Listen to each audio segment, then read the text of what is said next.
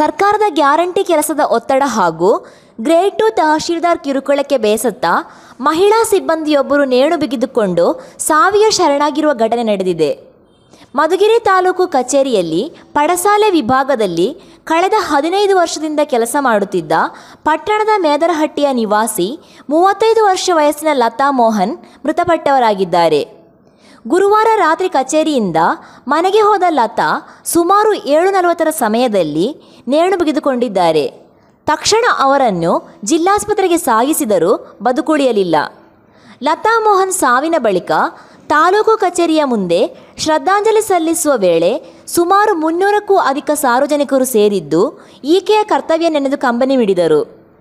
ಇನ್ನು ಲತಾ ಮೋಹನ್ ಸಾವಿಗೆ ಕೆಲಸದ ಒತ್ತಡ ಹಾಗೂ ಗ್ರೇಡ್ 2 ತಹಶೀಲ್ದಾರ್ ಜಯಲಕ್ಷ್ಮಮ್ಮ ಕಾರಣ ಎಂದು ಸಾರ್ವಜನಿಕರು ಆರೋಪಿಸಿದರಲ್ಲದೆ ಈ ಬಗ್ಗೆ ಸೂಕ್ತ ತನಿಖೆ ನಡೆಸಿ ತಪ್ಪಿತಸ್ಥರಿಗೆ ಕಠಿಣ ಶಿಕ್ಷೆ ನೀಡುವಂತೆ ಅವರು ಒತ್ತಾಯಿಸಿದರು.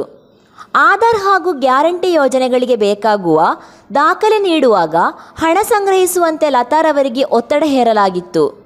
ರಾತ್ರಿ 7:30ರವರೆಗೂ ಅವರನ್ನು ದುಡಿಸಿಕೊಳ್ಳಲಾಗುತ್ತಿತ್ತು ಎಂದು ಆರೋಪಿಸಲಾಗಿದೆ.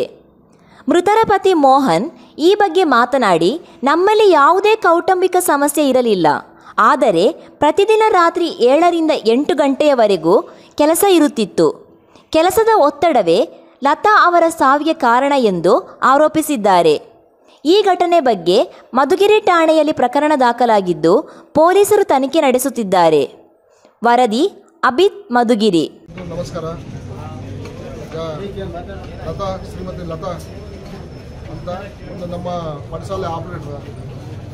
ಇವರು ಸತತವಾಗಿ 2008ರಿಂದ ಇದುವರೆಗೂ ಅಂದರೆ ನಿನ್ನೆವರೆಗೂ ಕ್ರಮಬದ್ಧವಾಗಿ ಯಶಸ್ವಿಯಾಗಿ ಕಾರ್ಯ ನಡೆಸ್ಕೊಂಡು ಮುಂದಕ್ಕೆ ಹೋಗ್ತಾಯಿದ್ರು.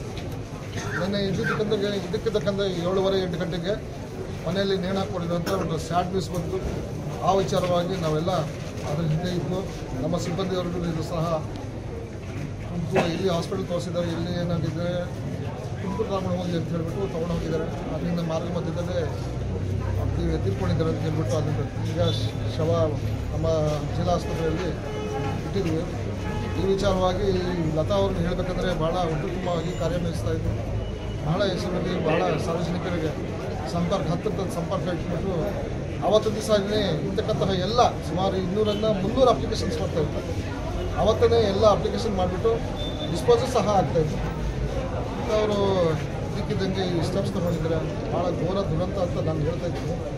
ಭಗವಂತ ಅವರಿಗೆ ಅವ್ರ ಆತ್ಮಕ್ಕೆ ಶಾಂತಿ ನೀಡಲಿ. ಈ ಅಕಸ್ಮಾತ್ ಇದ್ರ ಬಗ್ಗೆ ಏನಾದರೂ ಈ ಘಟನೆ ಬಗ್ಗೆ ಏನಾದರೂ ತನಿಖೆ ಆಗಬೇಕಂದ್ರೆ ನಮ್ಮ ಸಿಬ್ಬಂದಿ ಹಾಗೂ ನಾನು ಸಂಪೂರ್ಣವಾಗಿ ನಾವು ಏನು ತನಿಖೆ ಮಾಡ್ತೇವೆ ಅಧಿಕಾರಿಗಳ ಥರ ನಾವು ಸಂಪೂರ್ಣವಾಗಿ ನಾವು ಇದು ಮಾಡ್ತೀವಿ ಅಂತ ಹೇಳ್ಬಿಟ್ಟು ಹೇಳಿ ಧನ್ಯವಾದ. ಸರ್, ಹಿಂಗೆ ಗ್ರೇಡ್ 2 ಮೇಲೆ ಆರೋಪ ಮಾಡ್ತೀರಲ್ಲ, ಇದ್ರ ಬಗ್ಗೆ ನೀವೇನೇ ಹೇಳ್ತೀರಿ? ಗ್ರೇಡ್ 2 ಆರೋಪ ಇಲ್ಲ, ಬಟ್ ನಾನು ಹೇಳ್ತೀನಿ ಗ್ರೇಡ್ 2 ಕೆಲಸ ಮಾಡಿಸಿ ಅಂತ ಹೇಳ್ತೀನಿ. ಮಾಡಿಸ್ಲೇಬೇಕಾಗಿದೆ. ಅವ್ರವ್ರ ಕೆಲಸ ಅವ್ರು ಪಾರದರ್ಶಕರು ಮಾಡಿದ್ರೆ ಯಶಸ್ವಿಯಾಗಿ ಮುಂದುವರ್ತಾರೆ. ಏನಾಗಿದೆ ಅಂದರೆ ಈಗ ನಾಡು ಕಚೇರಿ 6 ನಾಡು ಕಚೇರಿಗಳಿದೆ. ಆ 6 ನಾಡು ಕಚೇರಿಗಳಲ್ಲಿ ಇರ್ತಕ್ಕಂತಹ ಜನಗಳು ಅಲ್ಲಲ್ಲೇ ಹೋದರೆ ಏನು ಸಮಸ್ಯೆ ಇರ್ತಿರಲಿಲ್ಲ. ಯಾವಾಗ ಇಲ್ಲಿ 300 ಜನ ಅಪ್ಲಿಕೇಶನ್ಸು 500 ಜನ ಆದರೆ ಓವರ್ಲೋಡ್ ಆಗುತ್ತೆ. ಈಗ ಜನಗಳು ಏನಾದ್ರು ಹಳ್ಳಿ ಜನಗಳು ಇಲ್ಲೇ ಒಂದು ಕೆಲಸ ಅಲ್ಲ, ಬೇರೆ ಬೇರೆ ಕೆಲಸಗಳು ಮಾಡ್ಕೊಂಡು ಇಲ್ಲೇ ಬರ್ತಾರೆ. ಹಂಗಾಗಿರುತ್ತೆ. ನಾವು ಅಷ್ಟೇ ಬೆಳಗ್ಗೆ 8 ಗಂಟೆಗೆ 9 ಗಂಟೆಗೆ ಬಂದುಬಿಟ್ಟು ಕ್ಯೂ ನಿಲ್ಲಿಸ್ಬಿಟ್ಟು ಟೋಕನ್ ಸಿಸ್ಟಮ್ ಕೊಟ್ಬಿಟ್ಟು ಆಧಾರ್ ಲಿಂಕ್ ಇದೆಯಲ್ಲ ಅದ್ರ ಬಗ್ಗೆ ನಾವು ಸಹ ಇದು ಮಾಡ್ತೀವಿ. ನಾವೆಲ್ಲ ಕಡೆಯಾಗಿ ನಮ್ಮ ಜನಗಳಿಗೆ ಸಾರ್ವಜನಿಕರಿಗೆ ಹೇಳೋದು ಆಯಾ ನಾಡು ಕಚೇರಿಗಳಲ್ಲಿ ನಿಮ್ಮಲ್ಲಿ ಇರ್ತಕ್ಕಂತಹ ಎಲ್ಲ ಸವಲತ್ತು ನಾನು ಪ್ರತಿ ದಿವಸ ಬ್ರೇಕಪ್ ತೊಗೊಳ್ತಾ ಇದ್ದೀವಿ. ನಮ್ಮ DTS RS ಅಲ್ಲೇ ಹೋಗ್ಬಿಟ್ಟು ಕೆಲಸ ಮಾಡಿಕೊಟ್ರೆ ಉತ್ತಮವಾಗಿ ಸೌಲಭ್ಯವಾಗಿರುತ್ತೆ. ಯಾಕಂದರೆ ಬಸ್ ಚಾರ್ಜ್ ಅಲ್ಲೇ ಬಸ್ ಚಾರ್ಜ್ ಸುಮ್ಮನೆ ಖರ್ಚು ಮಾಡಿಕೊಂಡು ಊಟ ಖರ್ಚು ಮಾಡಿಕೊಂಡು ಎಲ್ಲರೂ ಅಲ್ಲೇ ಕೆಲಸ ಮಾಡ್ಕೊಂಡಿರುತ್ತೆ ಉತ್ತಮ ಅಂತ ನಾನು ಭಾವಿಸ್ತೀನಿ. Thank you sir.